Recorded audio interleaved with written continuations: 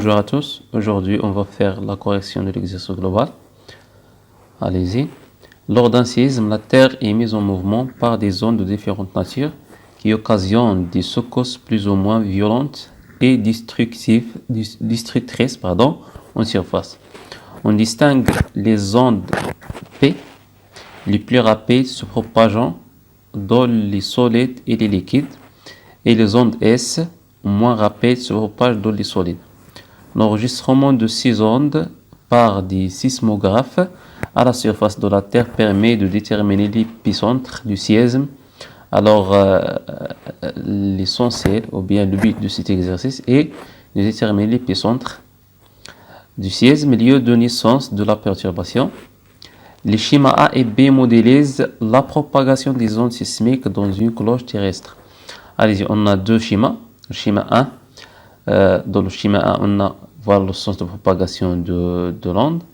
Et on a aussi, d'après ce schéma, on a bien, nous voyons des compressions, dilatation des couches de la Terre. Dans le schéma B, nous voyons le sens de propagation de l'onde, voilà, de gauche à droite, et cette forme qui se fait sur les couches de la Terre. Allez-y. Maintenant, la question numéro 1. Les ondes P, appelées aussi ondes de compression, sont des ondes longitudinales. Les ondes S, appelées aussi ondes de cisaillement, sont des ondes transversales. La première question, définir une onde transversale. D'après le chapitre 1, nous avons vu les différents types de ondes. Les ondes transversales sont les ondes puisque la direction de propagation est perpendiculaire à la direction de perturbation. Donc voilà la correction de la question 1A.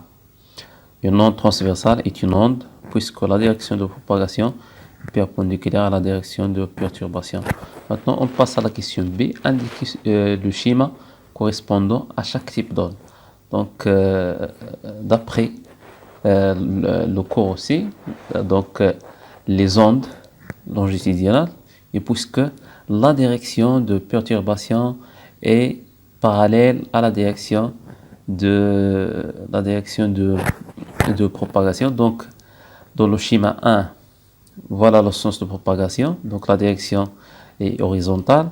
Et on a la compression dilatation sur les couches de la Terre se fait horizontalement aussi. Donc, le schéma 1 correspond à une onde longitudinale.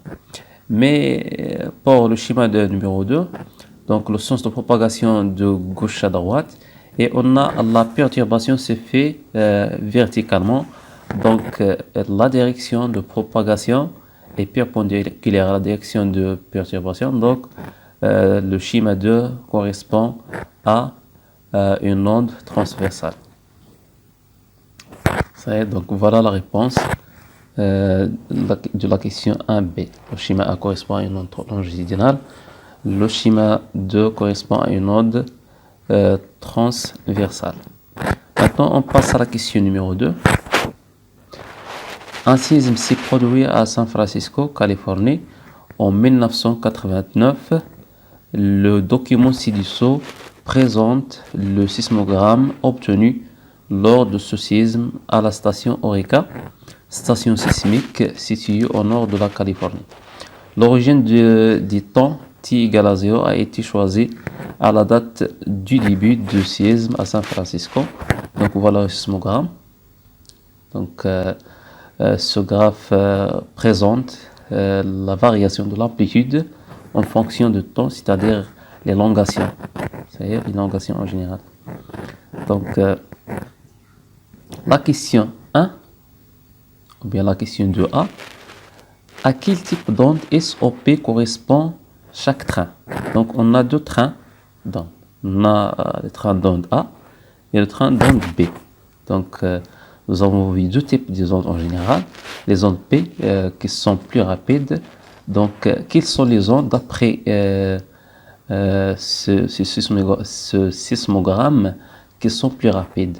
Donc, d'après ce dernier, donc on a les trains d'onde A parcouru la distance entre la station Orica et l'épicentre dans une durée qui est égale à 40 secondes. C'est égal à 40 secondes. Donc, ce sont les ondes les plus rapides qui se traversent cette distance pendant cette durée. Donc, ce sont les ondes P.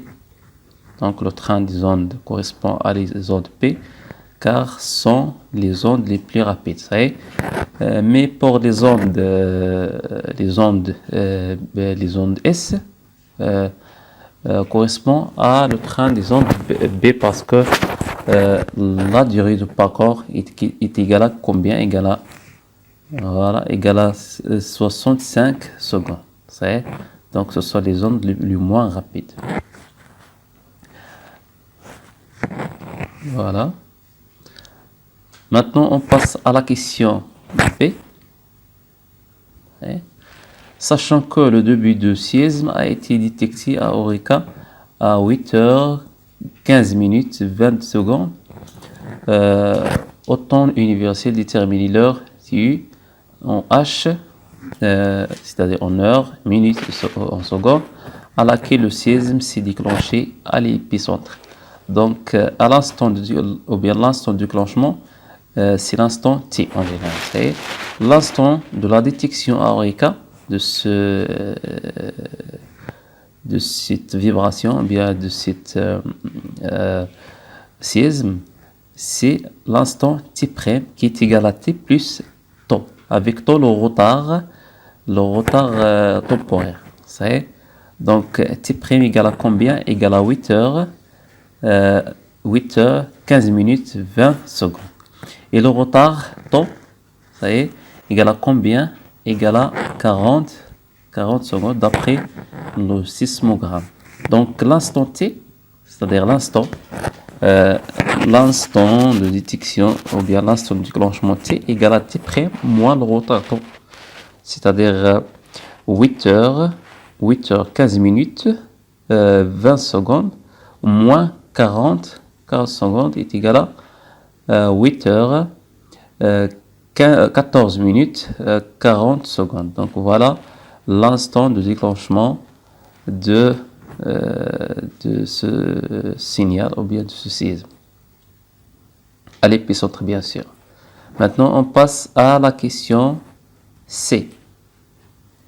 La question C, sachant que les ondes P se propagent à une vitesse moyenne de 10 km par seconde, calculer la distance séparant l'épicentre du séisme de la station Orica. Donc, en général, on sait que la vitesse de propagation, des ondes P égale à la distance parcourue divisée par la durée du parcours qui est égale au retard temporaire. Donc, D, la distance du parcours, égale à le produit de la vitesse de propagation fois le retard temporaire temps. Et on a le retard temps égal à 40 secondes et la vitesse de propagation égale à 10 km par seconde. On fait l'application numérique et on obtient que la distance entre l'épicentre et la station Orica égale à 400 km. Et maintenant, on passe à la question D. On déduire la vitesse moyenne des ondes S. Donc, on a la distance séparant l'épicentre de la station Orica, qui est égale à 400 km d'après la question 2C. Et le retard signifie par temps près le retard temporaire pour les ondes C, on le détermine d'après le sismogramme, qui est égal à 65, qui est égal à 65 secondes. Donc on fait l'application numérique et on obtient que la vitesse de propagation des ondes S égale à 6,15 km par seconde. Ça y est. Donc voilà la réponse de l'exercice global. Merci pour votre attention et à la séance prochaine, Inch'Allah.